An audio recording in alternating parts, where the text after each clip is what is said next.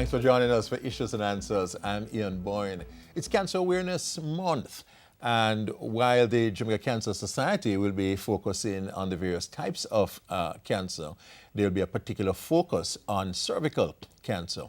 Today we have one of the country's leading gynecologists, Dr. Wendell Guthrie, who will talk to us about cervical cancer, as well as other issues to do with Cancer Month. We thank you so much for your company. Dr. Guthrie, good to have you on the show. I'm happy to be here.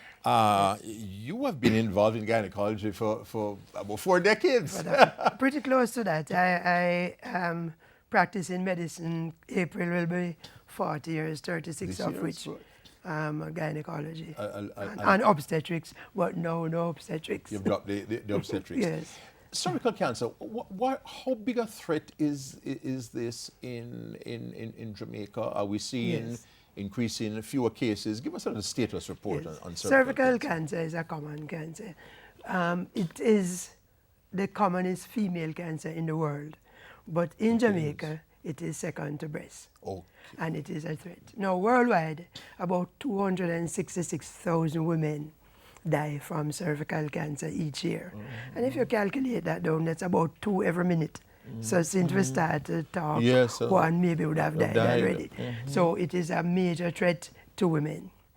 In Jamaica, it was much higher, and I must say we are doing a little better, but not good enough. Yes. And so most developed countries have incidence of cervical cancer of about 40 per most underdeveloped country of about 40 per 100,000 population. While the developed countries, and we can use Canada as a good example, have like 6 per 100,000. No, we are down to maybe about 27 now per 100,000, which is one of the best in the Caribbean, except Cuba. Because Cuba beat us all when it comes to things like that. Absolutely. And because they are big into screening, because treatment is expensive. So you want to screen to prevent. So it is a real threat.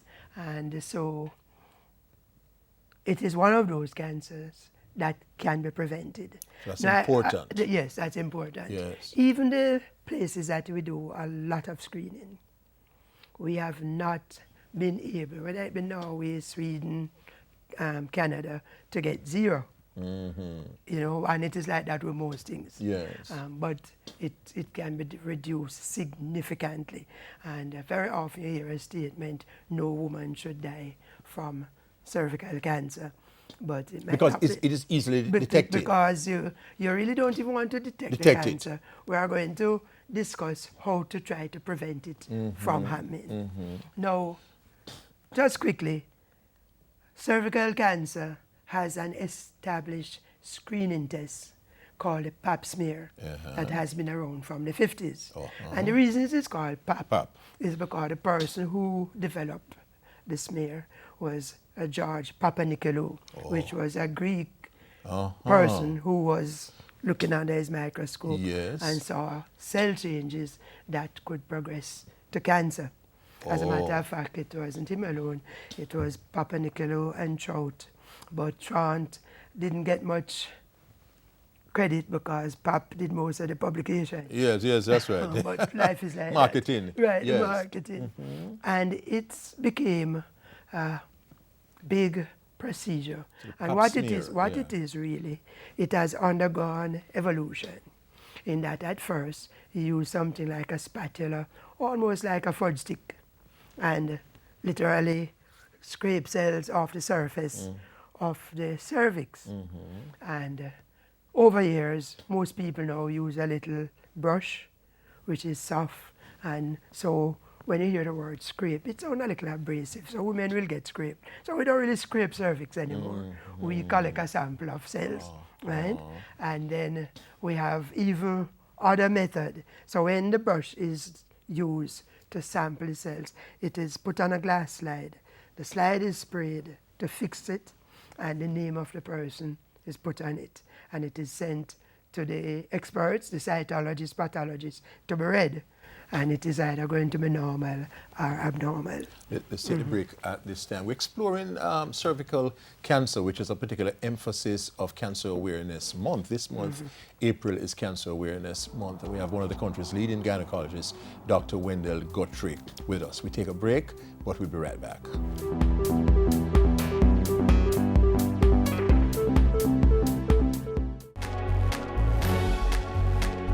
Know your numbers and control the keys to a healthier heart. Know the numbers for your blood pressure, cholesterol level, blood glucose level, and your weight and body mass index.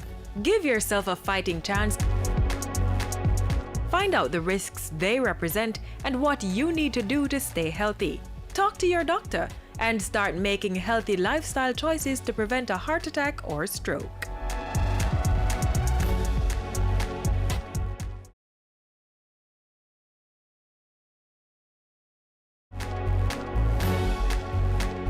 Know your numbers and control the keys to a healthier heart. Know the numbers for your blood pressure, cholesterol level, blood glucose level, and your weight and body mass index.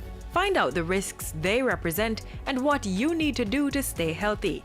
Talk to your doctor and start making healthy lifestyle choices to prevent a heart attack or stroke.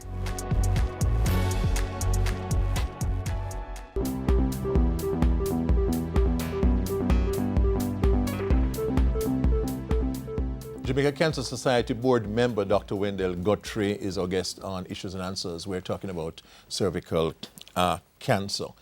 So the screening is important, it's available. Yes. This is a preventable. Yes, you are right. The thing about the screening should not be done to detect cancer. The screening, with cancer of the cervix, there are what we call precancerous lesions. And these precancerous changes in themselves have different methods of treatment to prevent them going on to become cancer. So here we are dealing with something that you have nowhere else in the body.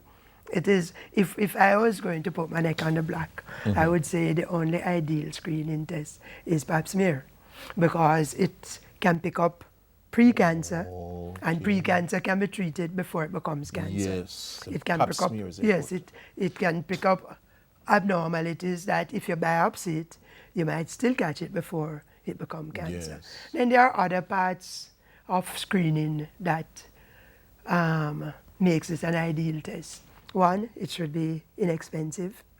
Two, it should be easily available. Yes. Three, it shouldn't be too invasive, but it's not invasive compared to, gastroscopy or colonoscopy or anything like that, because the cervix is easily seen. So, and having said that, for the public, the cervix is a lower part of the womb, and this is where the period flows through the vagina to the outside. So there's a little instrument that doctors, gynecologists, nurses, caregivers use to separate the wall of the vagina, called a speculum. And so when you do that and use this instrument, you can look straight at the cervix. Now, that is where you will smear. And the cervix, the consistency of it, it has a sort of outer part. It's almost like the stem of a pear. And you look straight head on at the pear stem, and you break out the stem, and it's that little hole.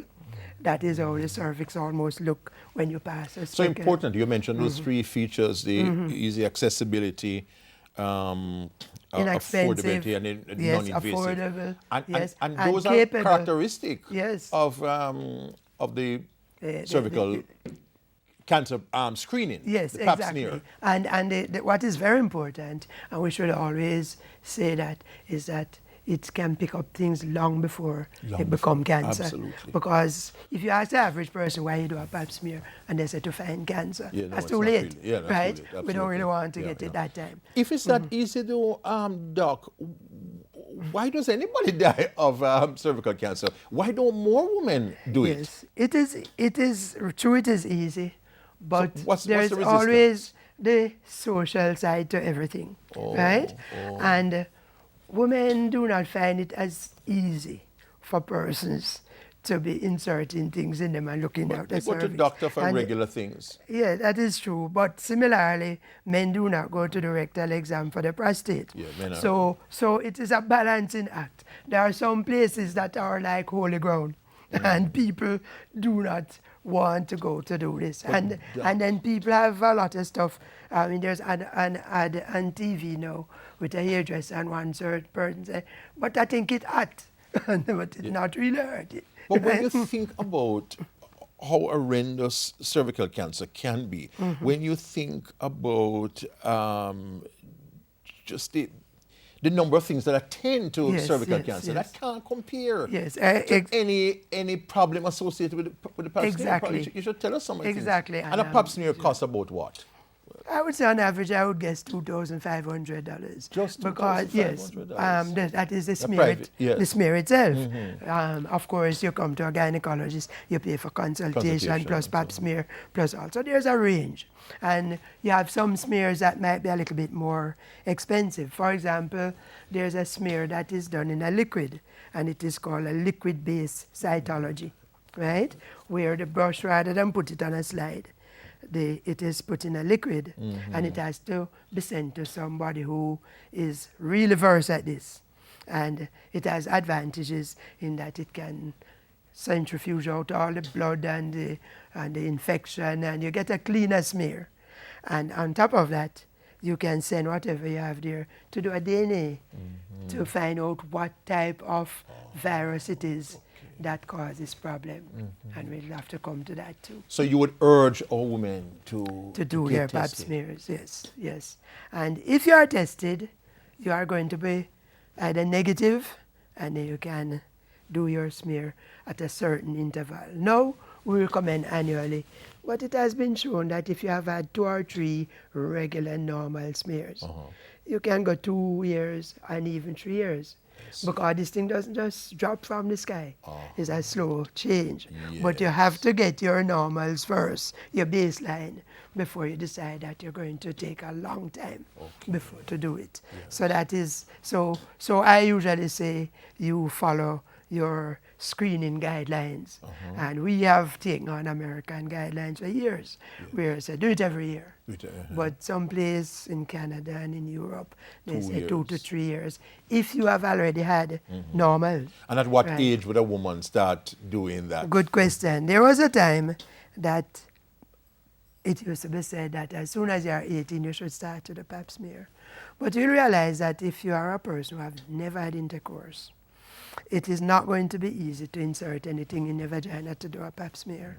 And now we understand that most abnormal cervix is due to the infection of the cervix with a virus called human papillomavirus. Yes. And human papillomavirus gets to the cervix by intercourse.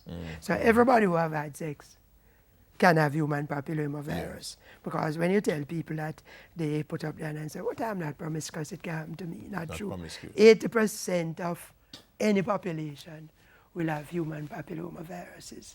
And they cause warts, they cause all. Yes. But some of those viruses are types that we call oncogenic. And oncogenic just mean cancer causing.